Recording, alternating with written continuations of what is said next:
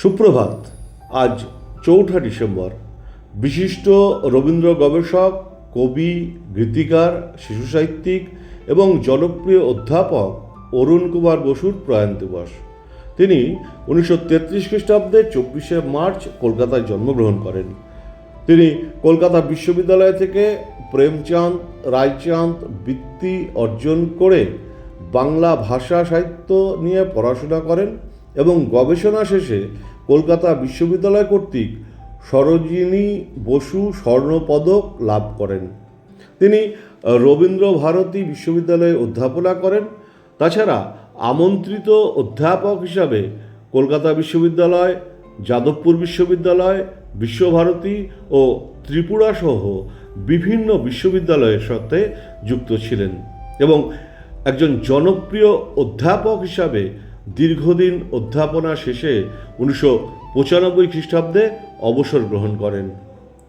তিনি বিশ্বভারতীর সঙ্গীত ভবনের অন্যতম বিশেষজ্ঞ হিসাবে সংযুক্ত ছিলেন এবং রবীন্দ্রসঙ্গীত বিষয়ে তাঁর অসংখ্য গবেষণাপত্র বিশেষজ্ঞ মহলে সমাদৃত ও উচ্চ প্রশংসিত। তিনি পশ্চিমবঙ্গ বাংলা একাডেমির সম্মানিত সদস্য ছিলেন এবং দেশ বিদেশের একাধিক বিদ্যালয়ে ও শিক্ষা প্রতিষ্ঠানে বিভিন্ন সময়ে আমন্ত্রিত হয়েছেন। প্রখ্যাত গীতিকার সলিল চৌধুরীর সাথে তার আত্মিক সম্পর্ক ছিল এবং তিনি বেশ কিছুদিন গণনাট্য আন্দোলনের সক্রিয় সদস্য ছিলেন।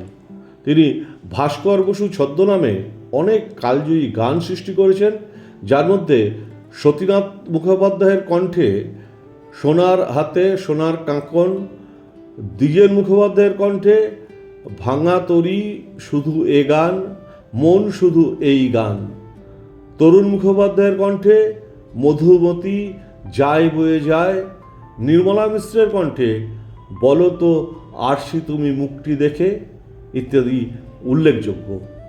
তার প্রায় শতাধিক গবেষণাপত্র শ্রেণীবদ্ধ হয়নি।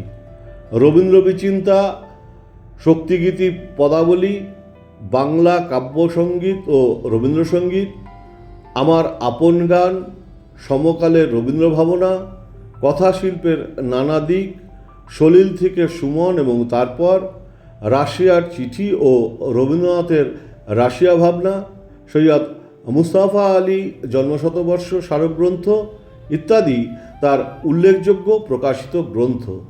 তিনি দক্ষিণারঞ্জন মিত্র মজুমদারের বাংলার রূপকথা ঠাকুরমার ঝুলি অবলম্বনে ছোটদের জন্য গীতিনাট্য রচনা করেন।